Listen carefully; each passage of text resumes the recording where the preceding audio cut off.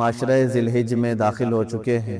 اللہ رب العزت کے حرمت والے مہینوں میں سے یہ مہینہ ہے جس میں ہم اپنی زندگی کی آج سانسیں لے رہے ہیں۔ 4 مہینے حرمت والے ہیں جس میں جنگ و جدال، قتل و قتال حرام ہیں، اور ان کی حرمت پہلے سے ہے۔ وہ 4 مہینوں میں سے یہ مہینہ ذی الحج کا، جس میں آج ہم جمعہ ادا کرنے کی غرض سے پہلے جمعہ میں حاضر ہیں، اور چاند کی رات سے لے کر ذی الحج کے 10ویں کے دن تک یہ جو 10 راتیں اور 10 فجر ہیں، ان کے متعلق قرآن پاک میں اللہ تعالیٰ نے قسم یاد فرمائی، والفجر ولیال عشر، اور فجر کی قسم اور 10 راتوں کی قسم۔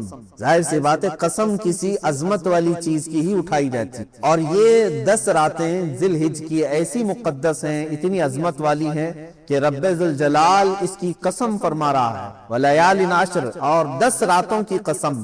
وہ 10 راتیں کون سی ہیں؟ پہلی ذی الحج سے لے کر 10ویں ذی الحج تک، جس میں آج ہم موجود ہیں۔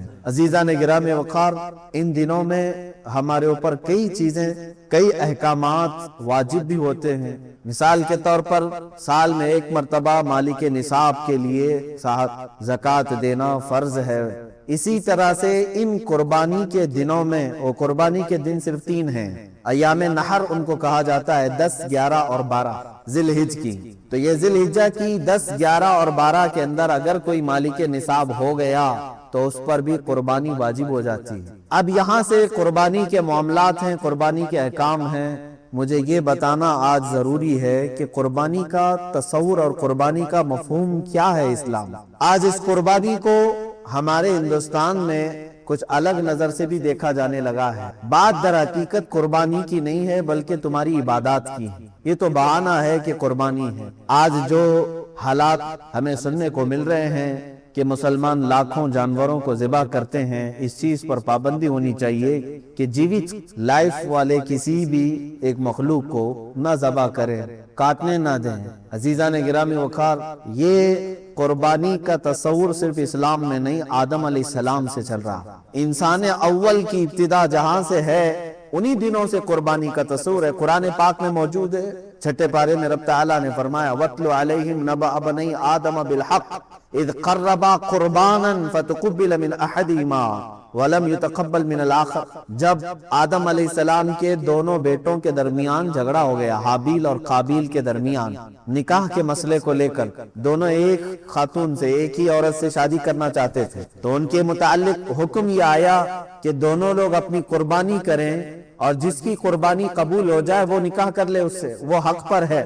تو اس زمانے میں قربانی کا طریقہ یہ تھا کہ وہ اپنے جانور کو ذبح کر کے کسی اونچی جگہ پر، پہاڑ پر یا کھلے میدان میں رکھے، آسمان سے ایک آگ اترتی اور اس قربانی کو اٹھا لے جاتی، یعنی اچانک وہ قربانی کا جانور غائب ہو جاتا۔ آگ اس کے اوپر آتی، آگ آنے کے بعد جل جانا چاہیے، ختم ہو جانا چاہیے، لیکن اس آگ کے اندر وہ قربانی کا جانور غائب ہو جاتا، تو یہ سمجھا جاتا کہ یہ اس کی قربانی قبول ہو چکی ہے۔ حابیل اور قابیل نے اس زمانے میں قربانی کی۔ حابیل نے ایک مینڈھے کو ذبح کیا اور بلند جگہ پر رکھا، اس کے چھوٹے بھائی قابیل نے بھی، ان کے متعلق یہ ہے کہ وہ کچھ غلہ اناج لا کر کے اس نے رکھا۔ دونوں میں سے آسمان سے آگ آئی تھوڑی دیر کے بعد، اور بڑے بیٹے حابیل کے ذبح کیے ہوئے جانور کو وہ کھا گئی، وہ جانور غائب ہو گیا۔ اس سے اس وقت فیصلہ یہ کیا گیا، یہ پہلی قربانی تھی، دنیا میں سب سے پہلی قربانی تھی۔ آدم علیہ السلام نے حکم فرمایا کہ حابیل حق پر ہے، اس لیے اس کی قربانی قبول ہو گئی۔ قرآن پاک میں تقریباً کئی مقامات پر 1 درجن کے قریب آیتیں قربانی کے متعلق ہی نظر آئیں گی آپ کو کہ قربانی کا مفہوم کیا ہے، اور تقریباً عیسیٰ علیہ السلام تک جتنے انبیاء کرام علیہ السلام آئے، اکثر انبیاء کی امتوں پر بھی قربانی کے احکام واجب ہوئے، لیکن الگ الگ طریقوں سے۔ قرآن پاک میں یہ بھی، الذین قالوا ان اللہ عہد الینا اللہ نؤمن برسول حتی یأتینا بقربان تأکلہ النار، یعنی کچھ لوگوں نے یہ کہا تھا اس زمانے میں کہ ہم کسی رسول پر ایمان نہیں لائیں گے اس وقت تک جب کہ کوئی قربانی آئے، ہم قربانی کریں اور اس کو آگ کھا لے جائے تو ہمیں سمجھ میں آئے گا کہ حق پر کون ہے۔ اس وقت تک یہ معاملات تھے کہ قربانی کو آسمان سے کوئی آگ آتی اور اٹھا لے جاتی، اور سمجھ میں آتا کہ اس کی قربانی قبول ہے اور اس کی قربانی رد کر دی گئی۔ اب آپ یہ سوچتے ہوں گے کاش ہمارے اندر بھی ہوتا ایسا، ہم بھی اپنے جانوروں کو ذبح کر کے رکھتے۔ ہم بیل کو ذبح کر رہے ہیں، بکریوں کو یا پھر اونٹ کو، تین ہی جانور ہیں ذبح کے لیے قربانی میں۔ مرغے مرغیوں کی قربانیاں نہیں ہوتی، لیکن ابھی سننے میں آیا ہے کہ جماعت اہل حدیث نے انڈے کی قربانی کو بھی جائز کہا ہے۔ سارے لوگ نہیں ہوں گے، ان میں سے بھی کوئی نرا جاہل ہوگا۔ بہرحال یہ قربانی کے متعلق آپ بھی سوچ رہے ہوں گے کہ پہلے کی امتوں کے لیے قربانی کرتے تھے تو آسمان سے آگ آتی اور اٹھا لے جاتی، کاش ہمارے اس میں بھی ایسا ہوتا، ہم بھی قربانی کرتے اور رکھتے، آسمان سے کوئی چیز آ کے اٹھا لے جاتی تو ہم سب کو بتاتے کہ دیکھو یہ اللہ کی طرف سے آئی ہے اور قربانی ہماری قبول ہے۔ عزیزان گرامی وقار، آپ تصویر کا ایک ہی رخ اپنے طرف سے سوچ رہے ہیں، یہ میرے رب ذوالجلال کا احسان ہے امت مصطفیٰ پر۔ رب ذوالجلال نے امت مصطفیٰ کے عیبوں کو چھپانے کے لیے، اگر میری قربانی قبول نہ ہوتی تو پورے معاشرے میں میرا چہرہ کیا ہوتا؟ اگر آگ آ کر کے فلاں کی قربانی کو لے گئی اور میری چھوڑ گئی تو سب کے سامنے تو میں رسوا اور ذلیل ہوتا، چار لوگ سب بتا کر کے کہتے یہ وہ آدمی ہے جس کی قربانی قبول نہیں ہوئی۔ اللہ تعالیٰ نے امت مصطفیٰ کے ہر عیب کو اس کی موت تک محفوظ رکھا ہے، چھپا رکھا ہے۔ قبول ہوئی کہ نہیں ہوئی یہ سب قیامت کے دن بتایا جائے گا۔ آج معاشرے میں تم سر اونچا کر کے ہی چلو، یہ امت مصطفیٰ صلی اللہ علیہ وسلم پر احسان ہے۔ پہلے کے امتوں پر یہ بھی معاملات تھے کہ اگر وہ گناہ کرتے تو فرشتے آ کر ان کے گھر کی چوکھٹ پر لکھ کر چلے جاتے رات کو کہ یہ آدمی نے کل رات یہ گناہ کیا ہے۔ کچھ کی پیشانیوں پر لکھا جاتا تھا کہ یہ فلاں آدمی ہے، اس نے زنا کیا، وہ تحریر لے کر کے کس کے سامنے جاتا تھا۔ آج ہزار گناہ ہمارے بھی ہیں لیکن نہ ہماری چوکھٹوں پر لکھے جاتے ہیں اور نہ ہماری پیشانیوں پر۔ رب ذوالجلال نے اس چیز کو محفوظ رکھا ہے، وہ ستار ہے، ہر ایک کی ستر پوشی فرماتا ہے۔ عزیزان گرامی وقار، قربانی کا جو مفہوم اور جو تصور اسلام میں ہے، میں نے آیت کریمہ 17ویں پارے کی یہ تلاوت کی ہے سورۃ الحج میں سے۔ اللہ تعالیٰ نے فرمایا وَالْبُدْنَ جَعَلْنَاهَا لَكُم مِّن شَعَائِرِ اللَّهِ، اور یہ اونٹوں کو یا قربانی کے جانوروں کو ہم نے، اللہ تعالیٰ فرماتا ہے، اللہ کی نشانیوں میں سے ایک نشانی بنائی۔ اب یہاں پر رک کر کے میں کہنا چاہوں گا کہ قربانی کیا ہے، ایک لفظ یاد رکھ لینا، ایک لفظ یاد رکھ لینا، شعائر اللہ کہا گیا ہے۔ شعائر اللہ جیسے قرآن پاک کے دوسرے پارے میں آئے ان الصفا والمروۃ من شعائر اللہ، صفا اور مروہ جو پہاڑیاں ہیں مکہ مکرمہ میں، یہ اللہ کی نشانیوں میں سے ہے، اللہ کی نشانیوں میں۔ اسی طرح قربانی کی بات جب آئی تو رب تعالیٰ فرماتا ہے یہ اللہ کی نشانیوں میں۔ اب یاد رکھ لینا آپ ہمیشہ، قربانی کیا ہے تو ایک لفظ کہہ دینا کہ یہ اللہ کی نشانیوں میں سے ایک نشانی۔ میں آپ سے پوچھنا چاہتا ہوں، کیا اللہ کی نشانیوں کا سودا کیا جا سکتا ہے؟ صفا اور مروہ کو ختم کر دو، اللہ کی نشانیاں ہیں، معاذ اللہ رب العالمین کسی کی مجال ہے وہ ختم کرے گا؟ اللہ کی نشانیاں ہیں، شعائر اللہ، اللہ کے جتنے اولیاء کرام ہیں وہ شعائر اللہ ہیں، مقامات مقدسہ یہ شعائر اللہ ہیں، اللہ کی نشانیاں ہیں۔ تو ظاہر سی بات ہے مسجد کے مینار اور منبر، اس سے عظمت اسلام ہوتی ہے کہ نہیں ہوتی؟ کبھی آپ مینار اور منبر یا گنبدوں کو ختم کرنے کی اجازت دیں گے؟ ارے ناک کٹ جائے گی اس مسجد کی۔ اگر کوئی کہتا ہے کہ یہ گرا دو، اس کا مطلب یہ ہے کہ ہم ناک کاٹ رہے ہیں اس چیز کی۔ اسی بنیاد پر تو کتنے معاملات ہو جاتے ہیں۔ مساجد بھی اللہ تعالیٰ کی نشانیاں ہیں۔ اسی طرح سے میرے عزیزو، قربانی اللہ کی نشانیوں میں سے ایک نشانی ہے، اس کے ساتھ سمجھوتا نہیں ہونا چاہیے۔ اللہ کے حبیب صلی اللہ علیہ وسلم نے فرمایا قربانی کے دنوں میں اگر اللہ کو سب سے زیادہ پسندیدہ کوئی کام ہے تو وہ ایک جانور کی قربانی کرنا، یہ نہیں کہ جاری اور گیہوں صدقہ کرنا۔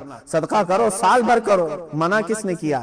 مجھے یہ خبر ملتی ہے کہ بعض لوگوں نے کہا کہ قربانی کے بدلے میں کچھ صدقہ اور خیرات کرو۔ ہر چیز کے متعلق تمہیں اس طرح سے بزدل بنانے کی کوشش کی جا رہی ہے کہ تم اپنے ان شعائر اللہ کے ساتھ بھی آج سمجھوتا کرو گے۔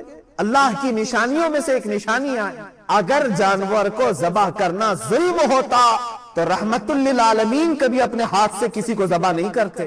کیا رسول کریم صلی اللہ علیہ وسلم ظلم کر سکتے؟ اللہ کے حبیب صلی اللہ تعالی علیہ وسلم نے حجۃ الوداع کے موقع پر 70 اونٹوں میں سے تقریباً 60 کے قریب اونٹوں کو خود ذبح فرمایا، باقی کچھ اونٹوں کو मौला अली करमल्लाहु वजहुल करीम के हाथों में दे दिया कि तुम ज़बह करो। और कुर्बानी के दिन जब आए, जब ईद उल अज़हा, हुजूर अकरम सल्लल्लाहु अलैहि वसल्लम ने नमाज अदा की और उसके बाद 2 बकरे लाए गए, 2 मेंढे चितकबरे, यानी सफेद काला जो होता है उसको चितकबरा कहते हैं। 2 मेंढे रसूल करीम सल्लल्लाहु तआला अलैहि वसल्लम ने ज़बह फरमाए। सहाबा ने पूछा, या रसूल अल्लाह सल्लल्लाहु तआला अलैहि वसल्लम कि कुर्बानी अगर वाजिब है तो क्या 2 बकरों की? रसूल करीम सल्लल्लाहु अलैहि वसल्लम ने फरमाया, नहीं, 1 बकरा कुर्बानी के लिए वाजिब है। मैंने 1 बकरा अपनी जानिब से किया, दूसरा मेरी पूरी उम्मत की तरफ से की। ये है अल्लाह के हबीब सल्लल्लाहु तआला अलैहि वसल्लम की सुन्नत। जो न भूला हम गरीबों को रजा, याद उसकी अपनी आदत कीजिए। वो अपनी कुर्बानी में भी अपनी उम्मत को शामिल करते, अपनी उम्मत को शामिल कर रहे हैं। अजीज़ान गिराम वक़ार, हमारे लिए कुर्बानी शआइरुल्लाह है, ये कुरान से साबित है। वल बुदन जअलनाहा लकुम मिन शआइरिल्लाह, हमने ऊंटों को या जानवरों को शआइरुल्लाह में से बनाया है, अल्लाह की निशानियों में से बनाया है। लकुम फीहा खैर, कुरान ये कहता है, और इनकी कुर्बानी में तुम्हारे लिए भलाई है, भलाई है। फज़्कुरुस्मल्लाहि अलैहा सवाफ, जब ये जानवर खड़े हो जाएं तो अल्लाह के नाम का जिक्र करो। ज़बह के लिए खड़े हो जाए तो तुम अल्लाह के नाम का जिक्र करो। फ़इज़ा वजबत जुनुबुहा, और जब वो ज़बह होकर के जमीन पर आ जाए, फ़कुलू मिनहा, तुम भी उसमें से कुछ खा लो। वातइमुल क़ानिअ वल मुअतर, और मांगने वाले साइल को या गरीब मुस्तहिक को भी उसमें से खिलाओ। कज़ालिका सख्खरनाहा लकुम, और अल्लाह फरमाता है ये जानवर जो है हमने तुम्हारे ताबेदारी में दिया, तुम्हारे ताबे में दिया है। अजीज़ान गिराम वक़ार, कुर्बानी हमारे ईद के एतबार से मुसलमानों का एक पर्सनल लॉ है। हमारे अपने त्योहारों में से एक त्योहार है, यानी इस चीज को मानते कि नहीं? आज इस सिलसिले में मैं चाहता हूं कि जिम्मेदार हजरात भी इस चीज के मुतालिक बात करें कि जब हिंदुस्तान आजाद हुआ तो कई मज़ाहिब और कई अदियान के लोग हिंदुस्तान में थे। सबके मुतालिक जो कवानीन मुरत्तब हुए, उसमें से ये कानून भी देखने के काबिल था। हर एक को कहा गया कि वो अपने दीन की मुकम्मल आजादी के साथ यहाँ जी सकता। अगर मेरे दीन में इबादतें हैं, नमाज हैं, तो किसी भी कौम को या किसी भी हाकिम को, किसी भी पुलिस को मेरी इबादतों से मुझे रोकने का हक नहीं, क्योंकि ये मेरे रिलीजियस, मेरा राइट है, ये मेरे दीन का हक है। अगर मैं टोपी पहनता हूँ, दाढ़ी रखता हूँ, तो ये मेरे दीन का हक है, मैं इस्तेमाल कर रहा हूँ। मुझे हिंदुस्तान के संविधान ने, ये कानून ने मुझे ये इजाजत दी है। आज अगर इतने जमाने के बाद फिर कोई ये कहे कि तुम फलां चीज नहीं कर सकते जो मेरे दीन में से है, तो गोया कि वो मेरी आजादी को छीन कर मुझे दोबारा गुलामी में ला रहा है, मुझे दोबारा गुलामी में ला रहा है। अजीज़ान गिराम वक़ार, आज हालात को समझो, और जितने शआइरुल्लाह हैं, मैं बार बार कह रहा हूं कि इनकी हिफाजत करो, इनकी हिफाजत करो, चाहे जैसे भी हालात हो। दूसरी कौमों को भी हमने देखा है। अब मैं कुर्बानी के मुतालिक थोड़ी सी ये तारीख बताऊं। दूसरे लोग अगर ये समझते हैं कि सिर्फ इस्लाम ही है जो इतने जानवरों को कुर्बान करता है, तो ये उनकी खाम ख्याली है। थोड़ा हिस्ट्री भी निकालें और पढ़ें, तारीख को भी पढ़ें। यहूदियों में कुर्बानी है, ईसाइयों में कुर्बानी है, मौजूद है, उनकी किताबों से मैं साबित करके बताऊंगा। आज भी है। हिंदुओं के कई ऐसे मुकद्दस उनके मकामात हैं जहां पर कुर्बानी होती है, वो उसको कुर्बानी कहते हैं, बलिदान कहते हैं। और उनके अपने अपने तस्वुरात हैं कि हम इस जानवर को ज़बह करेंगे तो फिर हम जो है एक शक्ति हासिल करेंगे। और हर कौम के नजदीक एक एक अलग अलग तस्वुर बना हुआ है, लेकिन एतराज का और छेड़छाड़ का अगर कोई मकाम है तो सिर्फ इस्लाम को बनाया गया, बाकी दूसरों की कुर्बानियां नजर नहीं आती। अजीज़ान गिरामी, तारीख की पुरानी किताबों से भी मैं अगर आपको बताऊं, हर जमाने में हर कौम ने कुर्बानी की है। अगर जानवर के ज़बह के मुतालिक आप परेशान हैं, तो मैं उन शाकाहारी लोगों से भी कहूंगा, तुम्हें मालूम नहीं कि जानवर के अंदर सिर्फ जान नहीं होती, पेड़ पौधों के अंदर भी जान होती। क्या तुम्हें नहीं मालूम? मेल फीमेल होते हैं दरख्तों के अंदर। सब किसान भी जानते हैं, कलमी करते हैं, 2 दरख्तों को मिलाते हैं, एक मेल और फीमेल, तब वो जल्दी से बढ़ते हैं और अच्छे फल देते हैं।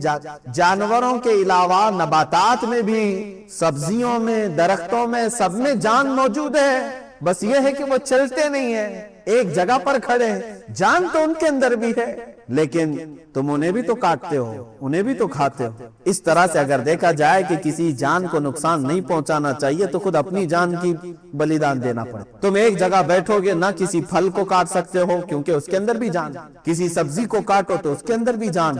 یہ تمام جان والی چیزیں ہی ہیں، نباتات بھی۔ عزیزان گرامی، اللہ تبارک و تعالیٰ نے پوری کائنات کو پیدا کیا اور اسی نے جب ہمیں یہ حکم دیا ہے کہ تم ان فلاں جانوروں کو ذبح کر سکتے ہو تو بالکل یہ قانون فطرت کے مطابق ہے۔ اگر ذرا برابر بھی ظلم ہوتا تو رب تبارک و تعالیٰ کبھی اپنے بندوں کو کسی کو ذبح کرنے کا حکم ہرگز نہیں دیتا۔ اب دیکھیں آپ، ظلم کہاں کہاں ہے، وہاں قرآن نے منع کیا کہ نہیں؟ ہم بیل، بکرے اور اونٹ کو تو ذبح کر رہے ہیں، لیکن کیا کبھی انسان کو ذبح کرنے کی اجازت قرآن نے دی ہے؟ بلکہ قرآن نے تو یہ کہا، من قتل نفسا بغیر نفس او فساد فی الارض فکأنما قتل الناس جميعا۔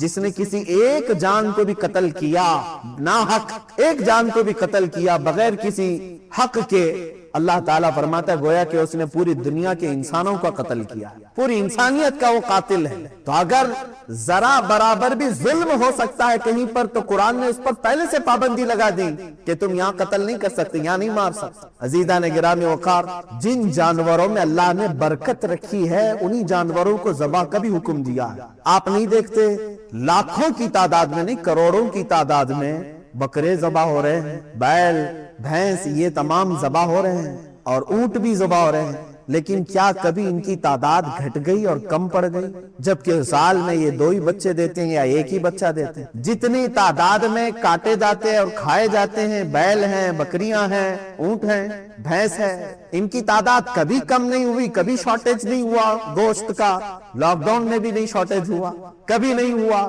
ان میں برکت رکھی ہے اللہ تعالیٰ نے، جبکہ خنزیر ایک بار میں 17-18 بچے دے دیتی ہے، کتے کو دیکھے تو وہ بھی 10-12 بچے ایک بار میں دیتے ہیں، اور نہ ان کا ذبح ہوتا ہے، نہ وہ کاٹے جاتے ہیں، نہ بیچے جاتے ہیں۔ بس شوقین لوگ کھاتے ہوں گے، باقی عام طور پر تو نہیں ہے۔ لیکن اس کے باوجود جتنے گلیوں میں، روڈوں پر جگہ جگہ بیل، بکری اور بھینس نظر آتے ہیں، اتنے کتے تو نہیں نظر آتے، اس لیے کہ اللہ کے نبی صلی اللہ علیہ وسلم نے فرمایا کہ اللہ تعالیٰ نے ان جانوروں میں غیر سے برکت رکھا، یہ برکت والے جانور ہیں۔ کسی کے پاس بکری آئی تو سمجھ لو کہ اس کے مال میں برکت آئی۔ خود رسول کریم صلی اللہ علیہ وسلم نے فرمایا تمہارے مال میں اگر سب سے زیادہ کسی مال میں برکت ہے تو وہ بکری میں ہے، جانوروں میں سب سے زیادہ برکت ہے۔ اسی وجہ سے حکم بھی ہوا کاٹنے کا کہ تم انہیں ذبح کرو، اللہ تعالیٰ اس کے بدلے اور پیدا کرے گا۔ لیکن کیا ہمیں کبھی بلی کاٹ کر کے کھانے کا حکم دیا اللہ تعالیٰ نے؟ بلی بھی ہر 4 مہینے پر 4 بچے دیتی ہے، 5 مہینے 6 مہینے نہیں گزرتے کہ اس کے پاس 4-5 بچے ہوتے ہیں، لیکن کہیں پر بھی بلیوں کو ذبح کرنے کا حکم نہیں دیا گیا۔ دوسرے بہت سارے جانور ہیں، قرآن پاک نے منع کر رکھا ہے کہ ان جانوروں کو تم کاٹ نہیں سکتے، ذبح نہیں کر سکتے، کیونکہ جو پیدا کیا ہے وہی بہتر جانتا ہے کہ تمہارے لیے سوٹیبل کیا ہے، تمہارے لیے مناسب کیا ہے، وہ بہتر جانتا ہے۔ عزیزان گرامی وقار، قربانی کے متعلق بہت ساری باتیں ہیں۔ اب احادیث کی روشنی میں تھوڑی سی باتیں عرض کر دوں۔ صحابہ اکرام رضوان اللہ تعالی علیہم اجمعین سرکار دو عالم صلی اللہ علیہ وسلم کی بارگاہ میں آئے اور پوچھا ما هذه الاضاحی یا رسول اللہ صلی اللہ علیہ وسلم، اے اللہ کے رسول یہ کیا ہے، یہ قربانیاں کیا ہیں؟ نبی کونین صلی اللہ تعالی علیہ وسلم نے فرمایا ہر جانور کے بدلے تمہیں نیکیاں ہیں۔ صحابہ نے پوچھا اگر ہم اون والا یعنی جو بھیڑ ہوتی ہیں، بہت سارے بالوں والا بکرا اگر ہم ذبح کرتے ہیں تو کیا اس میں بھی ثواب ہے؟ اللہ کے نبی صلی اللہ علیہ وسلم نے فرمایا اس کے ہر بال کے بدلے ایک نیکی ہے۔ اس جانور کے جسم پر جتنے بال ہیں ہر بال کے بدلے تمہیں ایک نیکی ہے۔ خود اپنی صاحبزادی سیدہ کائنات فاطمہ الزہرا رضی اللہ تعالی عنہا کو حضور اکرم صلی اللہ علیہ وسلم فرماتے ہیں اے فاطمہ اٹھو، اپنی قربانی کی جگہ پر آؤ۔ جب قربانی کرنی تھی کہا کہ تم آؤ، کھڑی ہو جاؤ اور دیکھو، گواہ رہو قربانی کے۔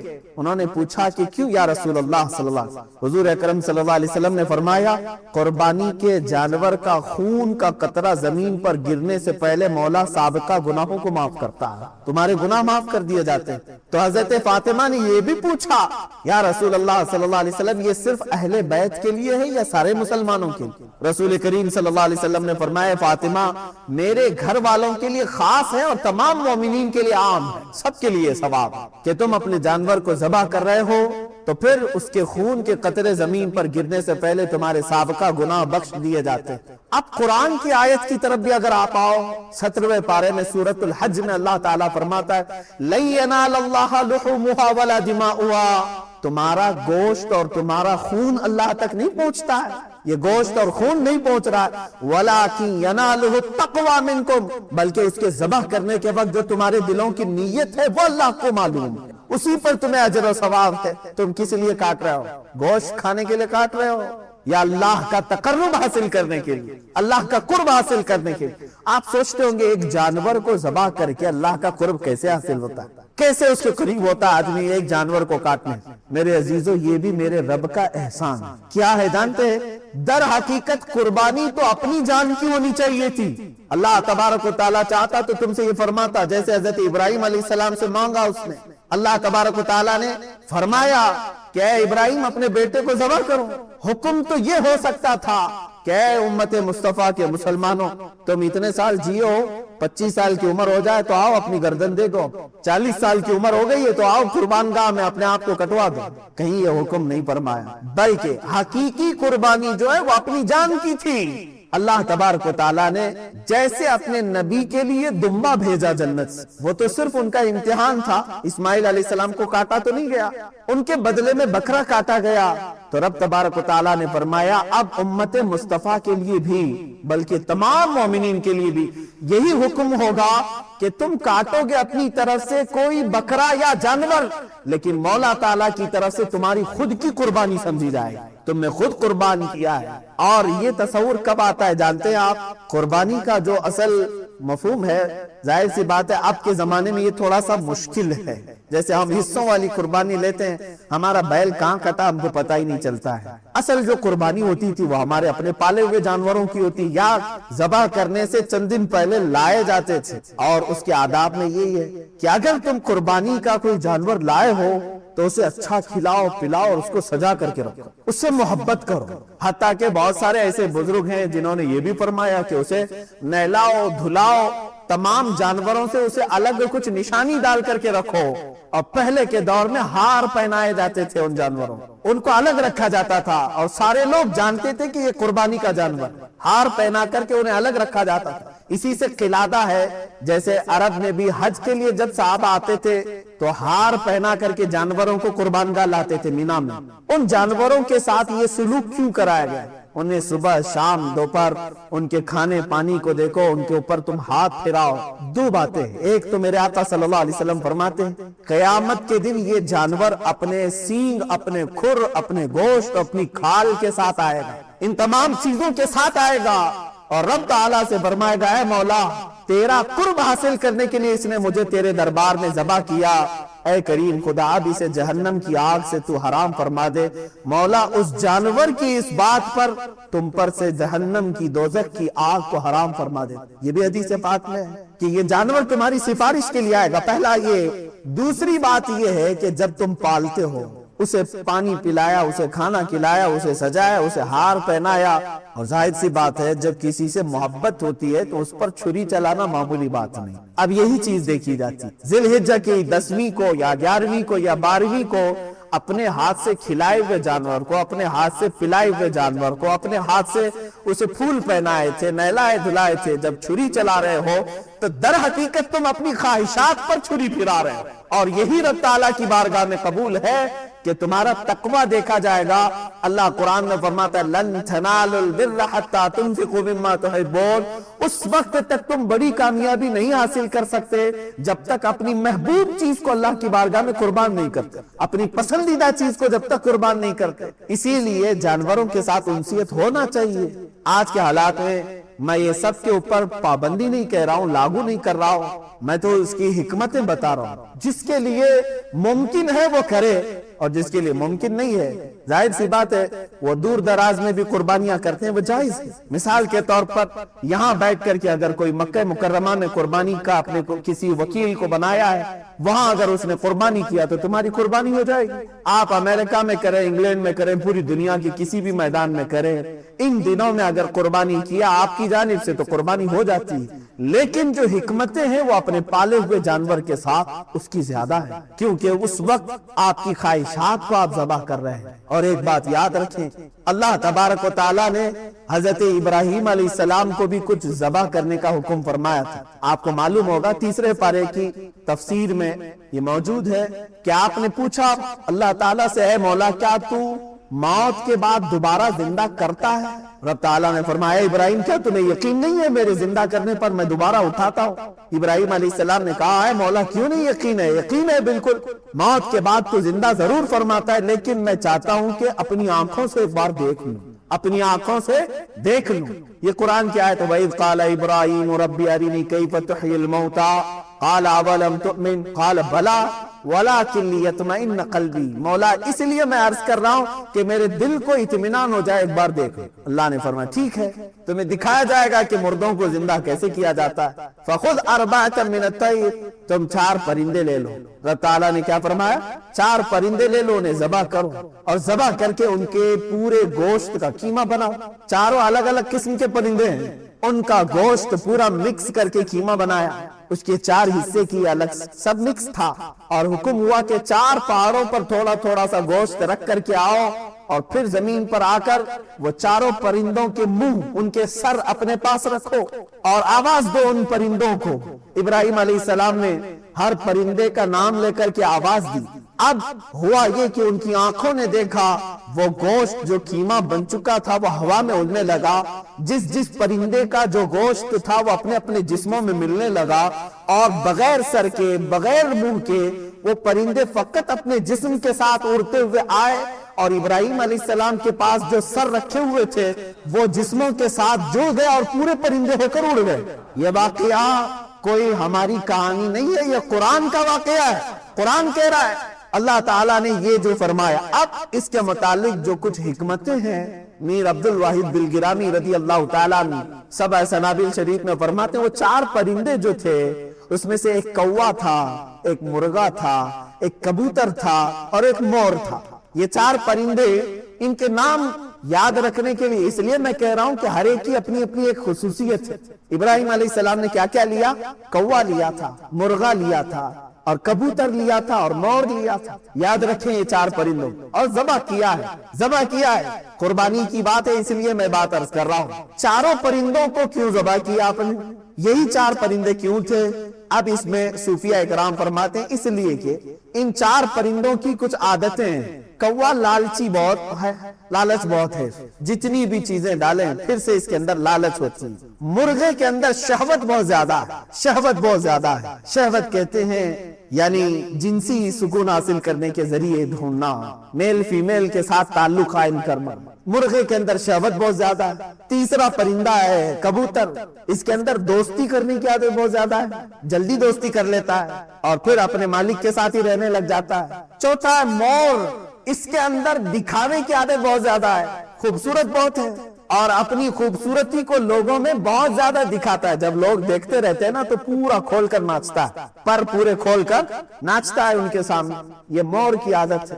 اب سنیے صاحب سبع سنابل شریف یہ فرماتے ہیں کوے کی لالچ، مرغے کی شہوت، کبوتر کی دوستی اور مور کا دکھاوا، یہ ساری خطرناک عادتیں ہیں، انسان کو تباہی کی طرف لے جا سکتی ہیں۔ لالچ اتنی خطرناک ہے کہ انسان اپنا دین بیچ سکتا ہے۔ آج دین بیچنے والے دکھ بھی رہے، محض چند سکوں پر، حکومت کے چند ڈالروں پر بڑے بڑے امامے گر گئے، بڑی بڑی خانقاہیں جوتیوں میں آ گئی، معاذ اللہ۔ عزیزان گرامی، یہ لالچ یہ ہے ان کو بہت نیچے کے درجے تک لے آتی ہے۔ دوسرا ہے مرغے کی شہوت، یہ اگر انسان کے اندر ہے تو پھر وہ جانوروں کی طرح حرکتیں کرتا ہے۔ آپ دیکھیں بہت سارے لوگوں کے اندر جو شہوتیں ہیں، یہی شہوت ہے جو انہیں آوارہ گردی پر لے آئی ہے۔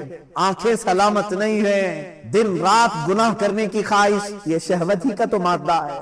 ایک نوجوان اگر یہ سمجھتا ہے کہ ایک لڑکی کو حاصل کر لینا ہی میری زندگی کا کل مقصد ہے تو گویا کہ وہ اپنی پوری زندگی کو ہی سمجھ نہیں سکا۔ مولا نے تجھے کس لیے پیدا کیا تھا اور تو کیا بنا رکھا ہے؟ شہوت کتنی دیر کی ہوتی ہے؟ تھوڑے سے چند منٹوں کی ہوتی، جب وہ شہوت ختم ہوتی ہے تو پھر اس کا سارا سکون غارت، پھر دوسری مرتبہ وہ کام کرنے کی خواہش جب تک نہیں آتی تب تک ٹھنڈا ہے، اسی میں وہ اپنی جسم کو، اپنی روح کو، اپنے ایمان کو تباہ و برباد کرتا ہے، شہوت۔ تیسری چیز دوستی۔ صاحب فتح الباری علامہ ابن حجر عسقلانی رحمۃ اللہ تعالی علیہ نے اپنی کتاب کی شروع میں ہی لکھا ہے، میرے مرشد گرامی حضور تاج الشریعہ رحمۃ اللہ تعالی علیہ مصر جانے کے وقت مجھے سب سے پہلی چیز یہ نصیحت کیے تھے، کہا تھا کہ تم پڑھنے میں ٹھیک ہو، اچھے ہو، ساری چیزیں ہیں، لیکن وہاں جانے کے بعد اگر تمہارے لیے سب سے بڑا کوئی زہر ہے تو دوستی ہے، دوستی سے بچو۔ آپ یہ سمجھتے ہوں گے کہ دوست نہیں بنانا چاہیے، دوست بناؤ، لیکن تمہیں پتہ ہی نہیں ہے کہ دوست ہوتا کون ہے، وہ کسی اور ٹاپک پہ عرض کروں گا۔ قرآن کہتا ہے یا ویلتا لیتنی لم اتخذ فلانا خلیلا، قیامت کے دن بہت سارے لوگ ایسے ہوں گے جن کو جہنم کی طرف صرف اس لیے لے جایا جا رہا ہوگا کہ ان کی دوستی بری تھی۔ 19 پارے کی شروع کی آیتیں ہیں، وہ کہے گا اے کاش میں فلاں کو دوست نہیں بنایا ہوتا تو کتنا اچھا ہوتا، اس کی دوستی تمہیں لے جا رہی ہوگی، فقط دوستی کیا تھا بس۔ یاد رکھیں آپ کوئلے کی دکان پر جا کے آئے ہیں، کام نہیں کیے، کپڑے پھر بھی کالے ہوں گے۔ آپ عطر کی دکان میں جا کے آئے ہیں، لگائے نہیں، پھر بھی خوشبو آتی ہے، یہ صحبت کا اثر ہے۔ دوست چننا سب کے بس کی بات نہیں کہ کس کو دوست بنائے۔ دوست وہ ہے جو تم اللہ کو بھول جاؤ تو وہ یاد دلاتا، دوست وہ ہے جو تم جہنم کے راستے پر جا رہے ہو تو پکڑ کے وہ جنت کے راستے پہ لائے، ورنہ دوستی کیا ہے؟ کھانے پینے موج مستی کرنے کا نام دوستی تھوڑی نہ ہے، وہ تو شیطان ہے جو لگے ہوئے ہیں آس پاس۔ تمہارے مال کی دوستی کرنے والے ہزاروں ہیں، تمہارے مرتبے کی دوستی کرنے والے ہزاروں ہیں۔ سمجھ میں آئے گا اس دن جب تمہارا مال ختم ہو جائے اور تمہارا مرتبہ ختم ہو جائے، تمہاری طاقت۔ ہم نے دیکھا ہے ایسے بھی جوان کو جس کے ارد گرد ہمیشہ 10-15 نوجوان منڈلاتے رہتے تھے، کب آ رہا ہے فلاں، کب آ رہا ہے، اس کے انتظار میں اچانک ایکسیڈنٹ ہو گیا، کوما میں پڑا ہوا ہے، کتنے دن دیکھیں گے؟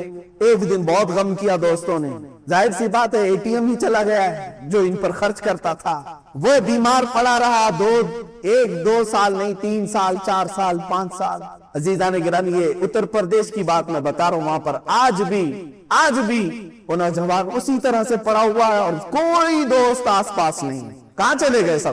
اس لیے کہ دوستی وہ مال کی تھی، دوستی وہ اس کے طاقت کی تھی، دوستی وہ اس کے مقام و مرتبے کی تھی۔ تمہاری روح کے ساتھ اگر کوئی دوستی کیا ہوتا تو وہ تو تمہاری قبر پر بھی بیٹھا ہوتا، یہاں تو دفن کرنے کے بعد 5 منٹ کوئی رکنے کو تیار نہیں۔ وہی دوست جن کے لیے ہم اپنے ماں باپ کو چھوڑ کر باہر نکل آتے ہیں، وہ ہمارے کفن پر مٹی ڈال کر چلے نکل پڑے۔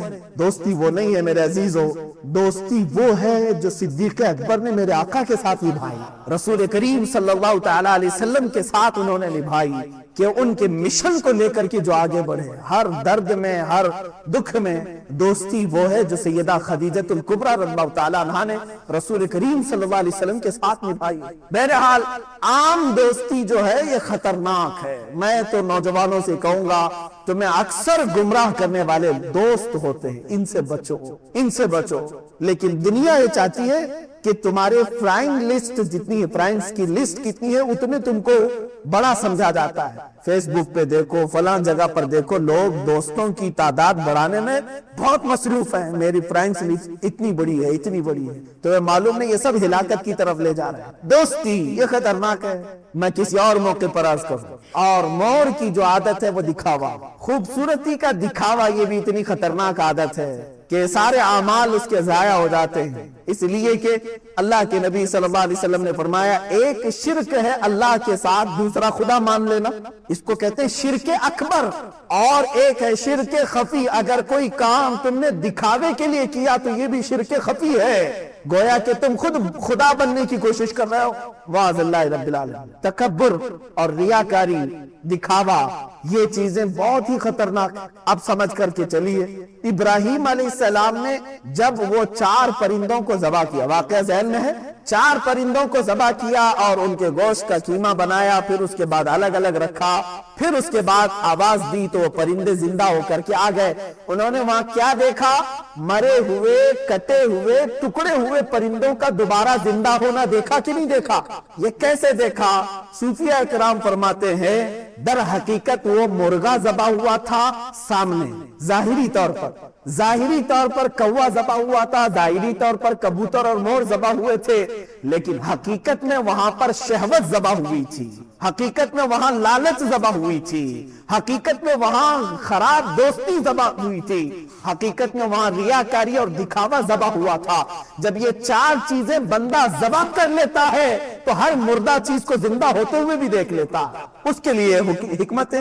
آج تم ان چیزوں کو ذبح کرو، اسی لیے حکم بھی یہی ہے۔ اب حج کے موقع پر بھی جب بندہ وہاں پر مینا میں کنکریاں مارتا ہے، رجم کرتا ہے، وہاں کون سا شیطان ہے؟ کیا سینگ لگا ہوا کوئی بڑا شیطان کھڑا ہے؟ وہاں تو پتھروں کے پلر ہیں اور چھوٹی کنکریاں ہیں آپ کے ہاتھ میں، جب آپ مارتے ہیں تو پلر کو مار رہے ہیں۔ حقیقت میں یہ نہیں ہے میرے عزیزوں، وہ تو ایک سنت تمہارے سے کرائی جا رہی ہے۔ حکم یہی ہے کہ جب بندہ وہاں پر کنکری مارے تو یہ تصور کے ساتھ مارے کہ میرے اندر جو شیطان ہے میں اسے مار رہا ہوں، جو ہمہ وقت مجھے یاد خدا سے غافل کرنے کی کوشش کرتا ہے، میں اسے کنکری مار رہا ہوں۔ انشاءاللہ العزیز اگر تمہاری کنکری قبول ہوئی اور نیت قبول ہوئی تو مولا پوری زندگی بھر شیطان کے وسوسوں سے بچا لیتا۔ تم نے مار دیا وہاں۔ اسی طرح قربانی کرنے کے وقت، چھری چلانے کے وقت نیت یہ کر لیا کہ اے مولا میرے اندر جتنی خرافات ہے آج کی عید الاضحیٰ میں سب ذبح کر رہا ہوں، میں ذبح کر رہا ہوں۔ اگر تمہاری نیت صادق ہوئی انشاءاللہ العزیز اس کے بعد تم دیکھو گے وہ بری حرکتیں تمہارے اندر نہیں آئیں گی۔ قربانی کا اصل مفہوم یہ ہے، قربانی کا اصل مقصد یہ ہے کہ اپنے اندر کی جتنی خرافات ہے انہیں ذبح کر۔ ظاہر سی بات ہے سامنے ایک جانور ہے، جانور کو تو ہم ذبح کر رہے، لیکن قرآن نے کیا کہا؟ نہ اس کا گوشت اللہ کو پہنچتا ہے نہ اس کا خون، بلکہ تمہاری نیتیں اللہ کو پہنچتی۔ تو نیتیں اچھی کرو، اسی کے اعتبار سے ذبح کرو۔ اے میرے عزیزو، آج کے حالات میں یہ گفتگو ضرور کرنا چاہوں گا۔ عید الاضحیٰ ہو، عید الفطر ہو، قربانی ہو، یہ سب اسلام کے شعائر ہیں، اللہ کی نشانیاں، ان کو برقرار رکھو اور پوری آن شان بان کے ساتھ ادا کرو۔ میری طرف سے کہیں پر بھی میں نے آج تک یہ نہیں کہا کہ تم چھپ چھپ کر کے اس طرح سے کرو اس طرح سے کرو۔ عزیزان گرامی وقار، حیرت ہو رہی ہے، مارکیٹ میں ہزاروں لوگوں کا جمع غفیر ہے، جگہ جگہ پر اب 7 حرکتیں ہم دیکھ رہے ہیں، اس کے باوجود بھی کچھ ایسے لوگ جو بکے ہوئے ہیں وہ لوگوں سے اب بھی کہتے ہیں کہ چاشت کی نماز پڑھ لینا گھر میں، عید چھوڑ دو چاشت کی نماز پڑھ لو گھر، چاشت کی نماز۔ انہیں پتہ ہی نہیں ہے یہاں پر فرض نمازیں نہیں ہیں اور چاشت پڑھا رہے ہیں۔ ہم میں سے تو بہت سارے وہ ہیں جو بیچارے سال بھر میں ایک عید کو تو برقرار رکھے، اس کو بھی ختم کرو گے تو اسلام ان کے ہاں بچا کیا؟ کچھ گھروں میں گاؤں دیہات میں جا کر کے دیکھو، ان کی نمازیں تو صرف عیدوں میں باقی رہ گئی، عیدوں میں تو مسلمان نظر آتے ہیں، اب یہ چاہتے ہیں کہ وہ سال میں ایک بار بھی نظر نہ آئے، ختم کر دو ساری چیز۔ عزیزان گرامی، اپنے حقوق کا مطالبہ کیا جا سکتا ہے۔ ظاہر سی بات ہے گورنمنٹ یا حکومت وقت وہ جب کسی مندر کو پوجا کرنے کی گائیڈ لائنز جاری کر سکتی ہے کہ اس طرح سے تم اپنی پوجا پاٹ کرو سوشل ڈسٹینس کے ساتھ، تو ہم میں سے کوئی کیوں نہیں پوچھتا ہمارے لیے بھی کوئی گائیڈ لائنز جاری کر دی جائے، ہمارے لیے بھی۔ ظاہر سی بات ہے میں سمجھ رہا ہوں کہ حالات آج وبا کے پھیلے ہوئے، بیماریاں پھیلی ہوئی ہیں، اس میں جیسے کہ حکومت کے بہت سارے معاملات ہیں کہ ایسے ایسے طریقے سے یہ بیماری پھیلی ہوئی ہے۔ میں یہ چاہتا ہوں کہ ٹھیک ہے اس کے باوجود بھی جو بھیڑ بھاڑ ہے اس طرح کی نہ کر کے کوئی تو گائیڈ لائنز جاری کرو۔ یہاں افسوس مجھے ان لوگوں کا نہیں ہے جو حکومت کے تخت پر بیٹھے ہوئے ہیں، افسوس ان لوگوں کا ہے ہماری جماعتوں میں منافق بیٹھے ہوئے، ہماری جماعتوں کے وہ دغلے قسم کے لوگ جو لوگوں کے درمیان آ کر کے پیر پرستی اور لوگوں کو اپنا مرید بنا کر یا اپنا گرویدہ بنا کر کے ان کو شیطانی جال میں پھنسا کر کے اسلام کی روح ہی ختم کرنا چاہتے ہیں۔ میں جانتا ہوں میرے عزیزوں ایسے بہت سارے لوگ، وقت آنے پر میں آشکار کروں گا ضرور، اس لیے میں آج عرض کر رہا ہوں میں بھی اگر خاموش ہو جاؤں تو قیامت کے دن میری بھی گردن پکڑی جائے گی۔